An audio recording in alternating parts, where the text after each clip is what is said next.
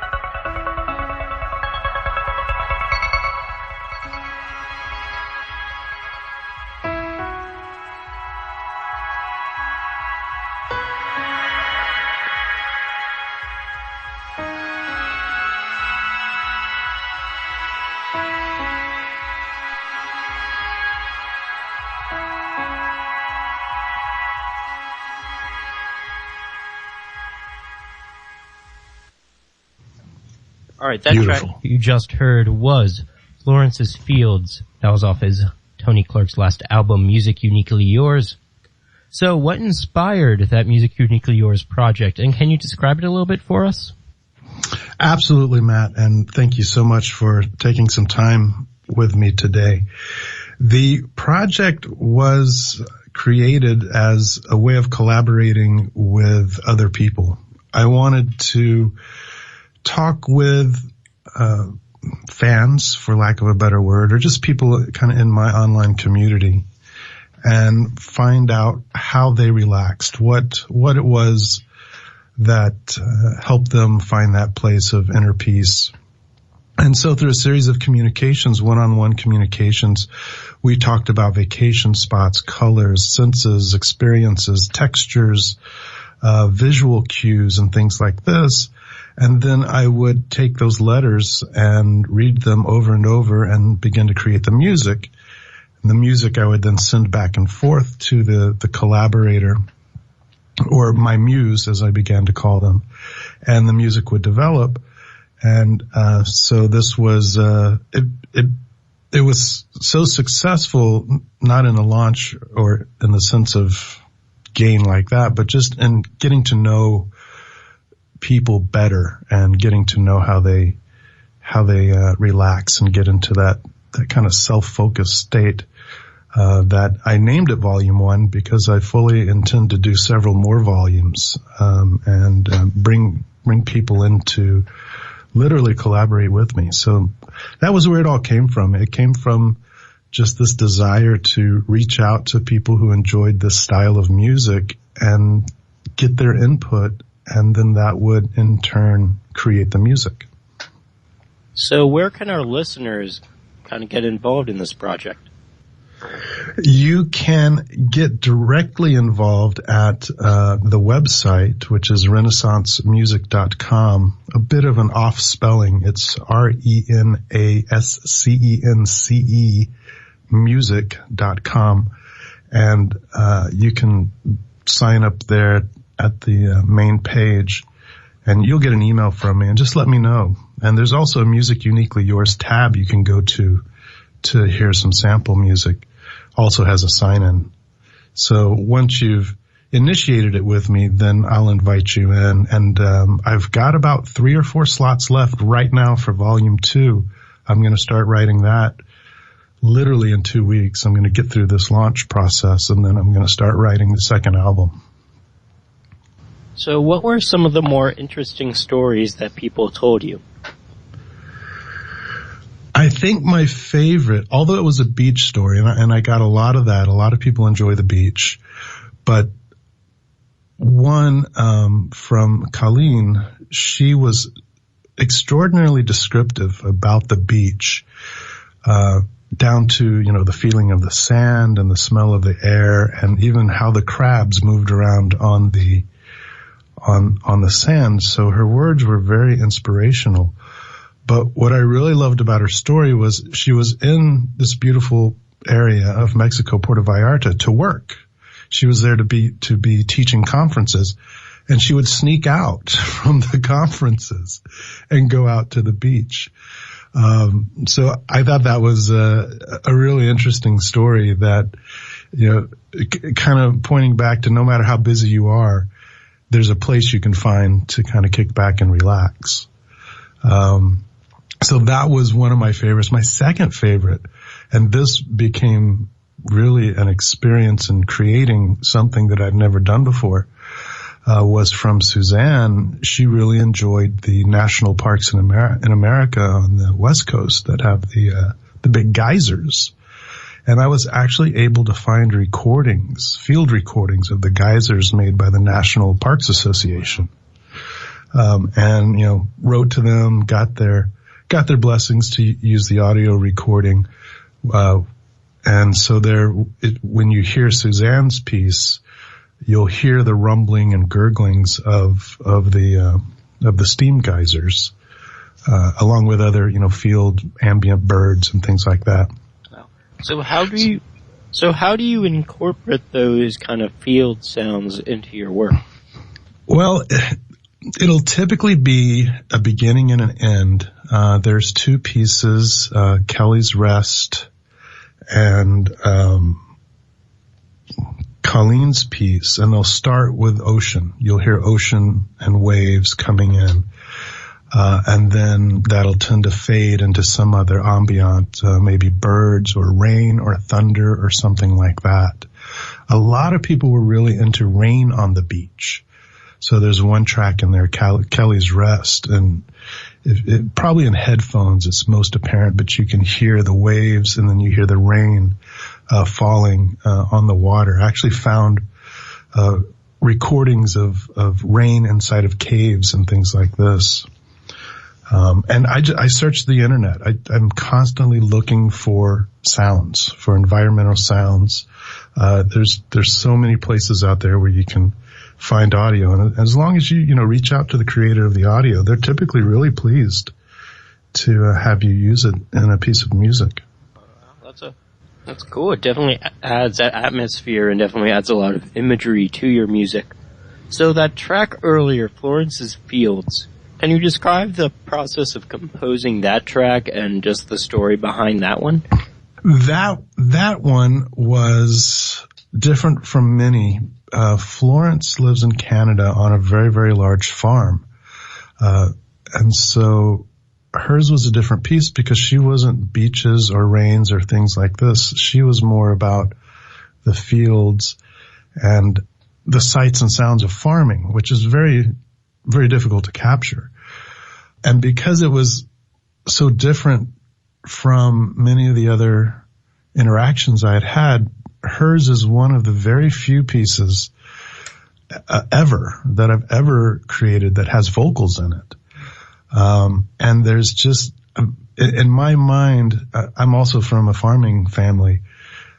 In my mind, there's that sense of the sunrise over the fields, and it's a beautiful, beautiful thing. And so I found these vocal licks, these lyrical lines, and was able to incorporate those into the music.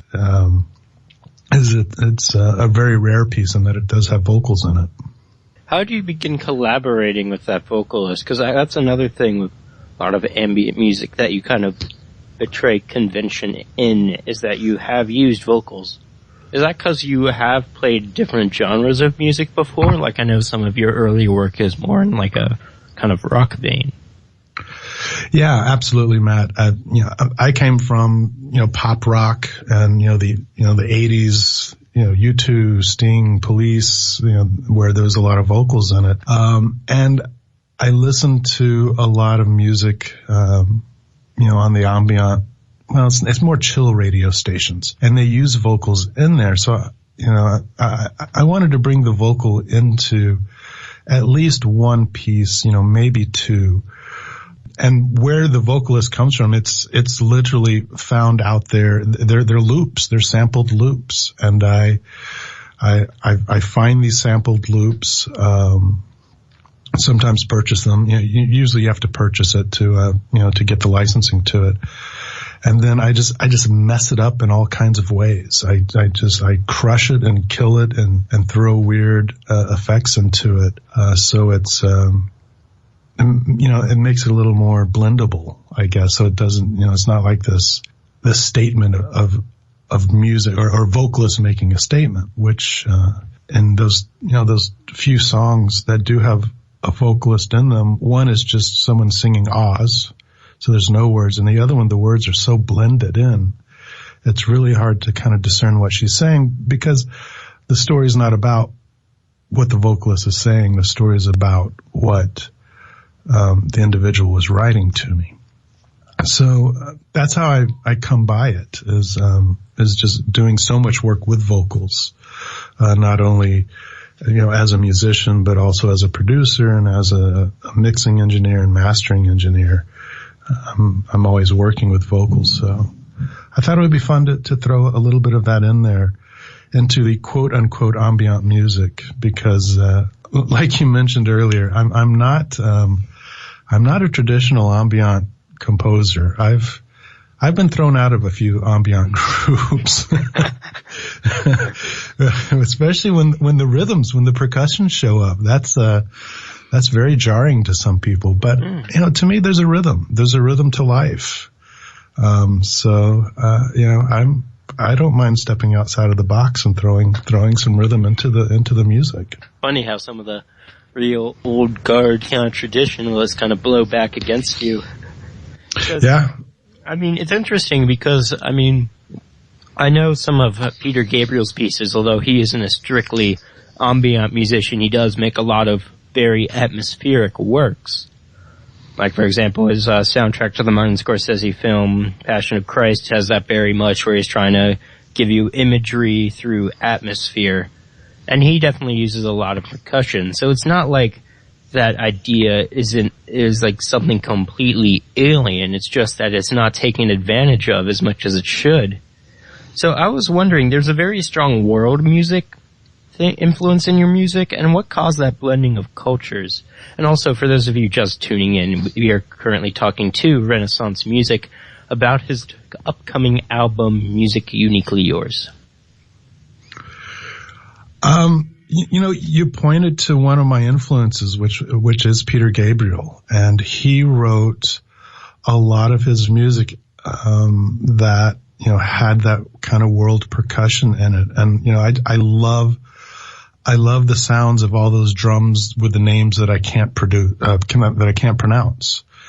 And Peter Gabriel was doing that, from the beginning. And I'm trying to throw back to his band before he broke away. Genesis with Phil Collins. You spoke about the score to The Last Temptation of Christ. I probably listened to that album more than Pink Floyd's The Wall album, and I listened to a lot of Pink Floyd, The Wall.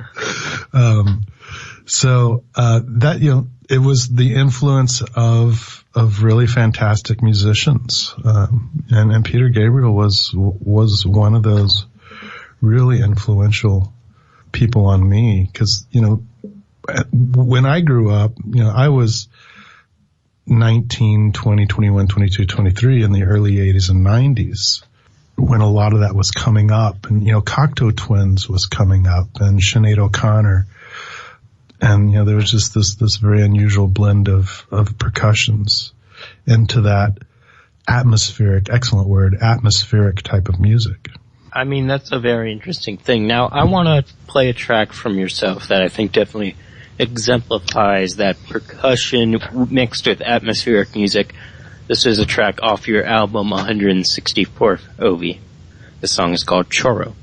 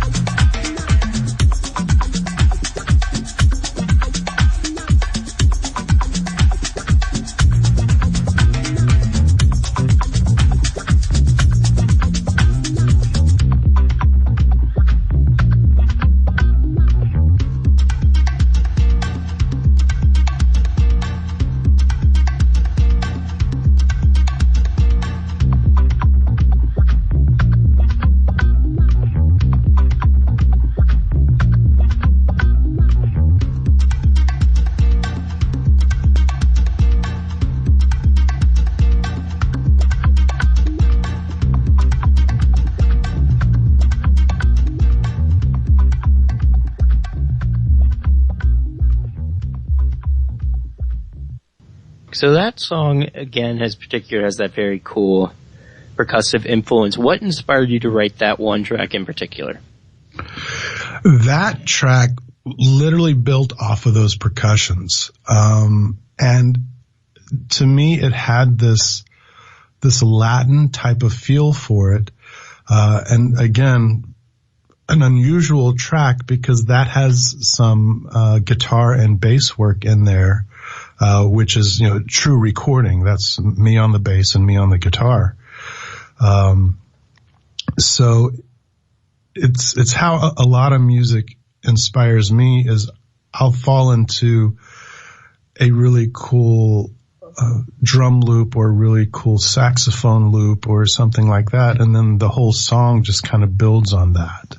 So you really think of you hear one instrumental part and then you try to build a song around that one specific part. Yeah, that's exactly. And it might be, a 4-bar or 8-bar, piece of percussion or just an ambient pad. And I'll build around that. And in my library of sounds, I keep everything organized by key, by modal key. So I can kind of write things in a logical manner. In my mind, at least, it's logical. So if I find a pad that I know is an F sharp minor, then I can go into my drum library and go, oh, okay, that's right. I've got this really nice, Oriental drum piece that's also tuned to F sharp minor, so I can blend them together. Wow. So I know that track we just heard, Choro, is like that, but another track on that 164th OV album, which, if you're interested, that's also under the name Renascence Music. You can find it on Bandcamp. Another track like that is like Castilian, which is built around a very Spanish guitar-sounding riff. And so that definitely seems to be a trend in your music. So is that inspired by modal jazz players such as Miles Davis?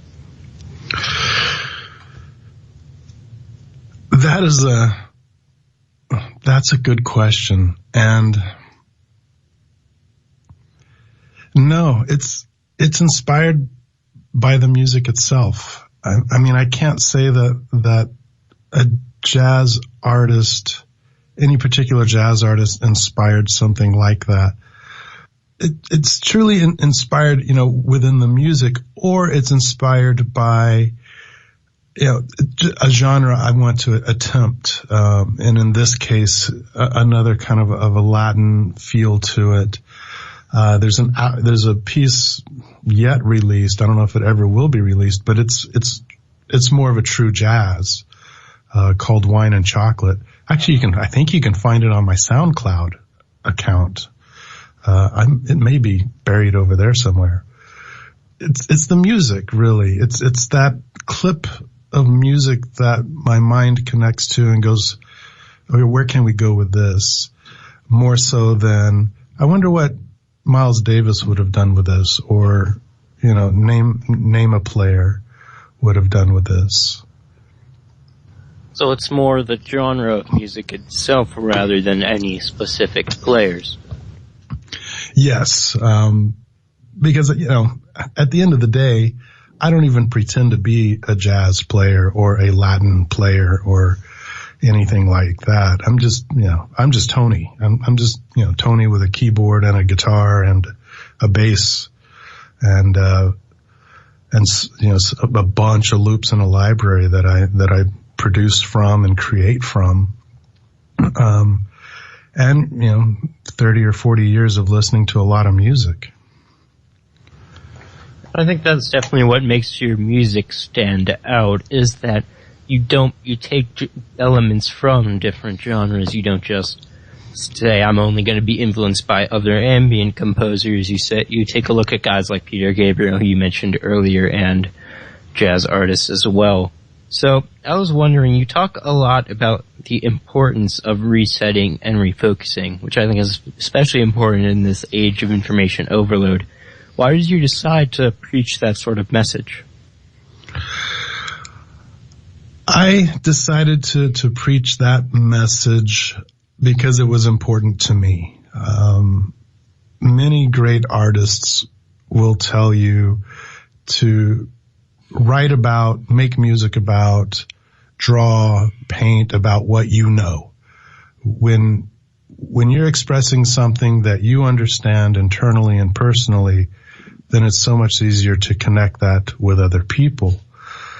So, that's where I was at the point that I transitioned into this more ambient, chill, lounge type of music, several years ago, going through some large movements in my professional career. It was just time to stop, reset, relax. And I started listening to, all this new age ambient music and, Zen music and it had a very positive effect on me. So as I started diving deeper into it, now, I'd written this type of music, ever since the 80s, listening to a lot of 4AD, music, which is a music label.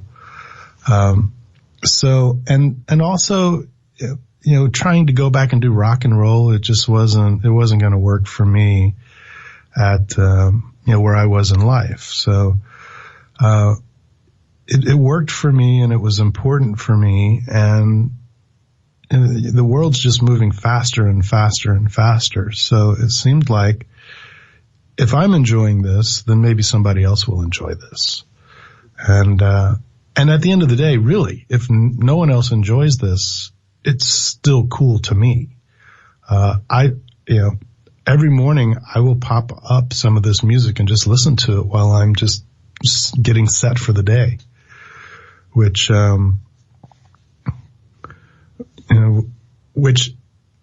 if it's good enough, for me, to listen to it, then I'm happy to share it with other people. And it just kind of spun into that whole, first it was music, but then it started to become a community. When people are signing up with me, they're not just signing up for the music, they're more signing up for the experience of a community of, hey, let's all figure out a way to just take 10 minutes a day and just slow down and just, turn things off and reset ourselves. Because it's amazing how much more you're going to get done in your day if you do that. It's the old adage, if you stop and sharpen your axe, you're going to chop down a whole lot more trees. So let's talk about the community, because you, as Renaissance Music, you definitely have garnered a very large kind of like online community following on your kind of people who like read your email listings and watch your kind of live Facebook videos. As an independent artist, how are you able to gather that? Well, really through the help of other people. 7, 8, 9 months ago, a year ago, I probably didn't really have a defined way of approaching things. And, by meeting, some people in the online community, a gentleman by the name of Steve Palfreyman was very key. And also, another, person, Weston Simonis, was very key in educating me on how to use the social medias to reach out to people.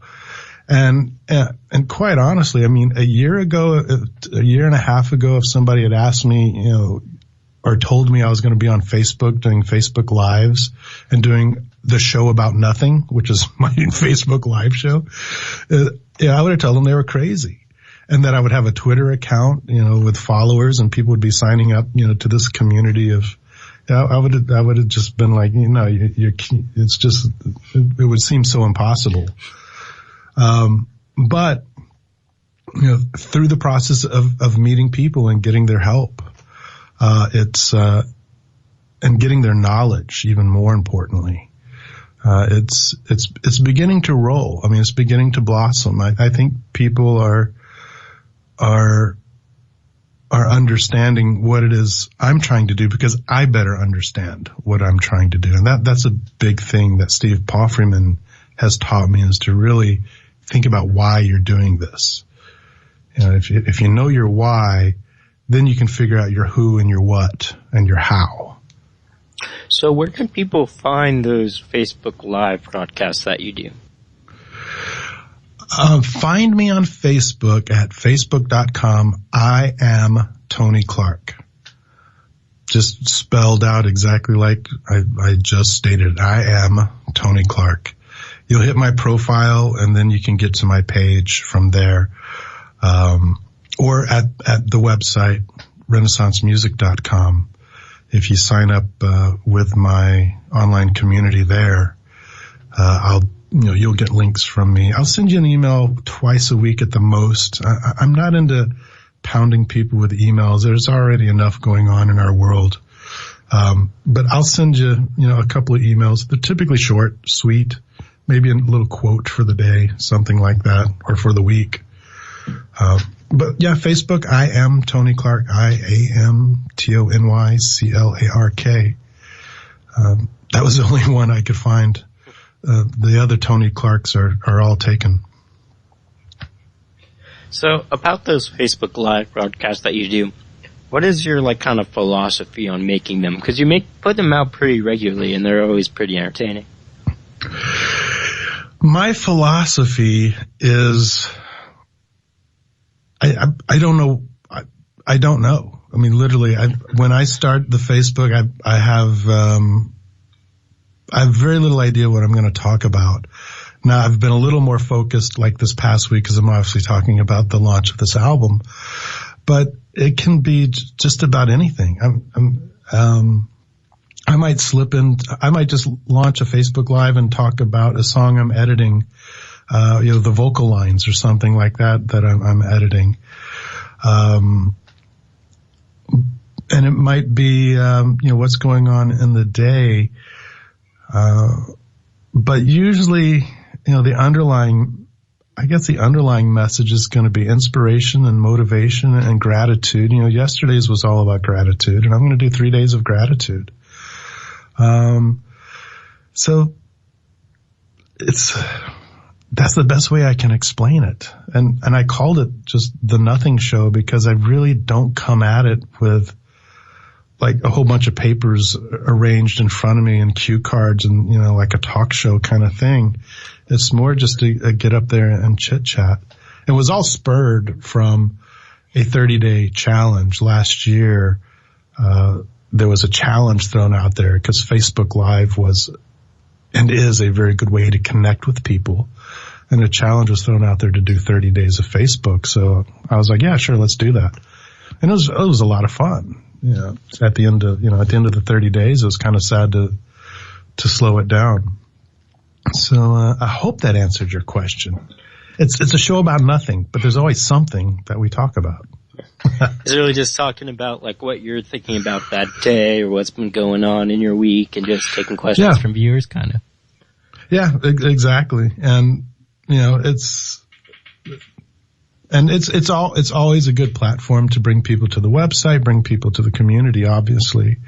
But that's even a second thought. I don't think when I go into Facebook Live, I don't think about, I got to get, 15 people to sign up with me. It's typically because I've been inspired by somebody else's Facebook Live.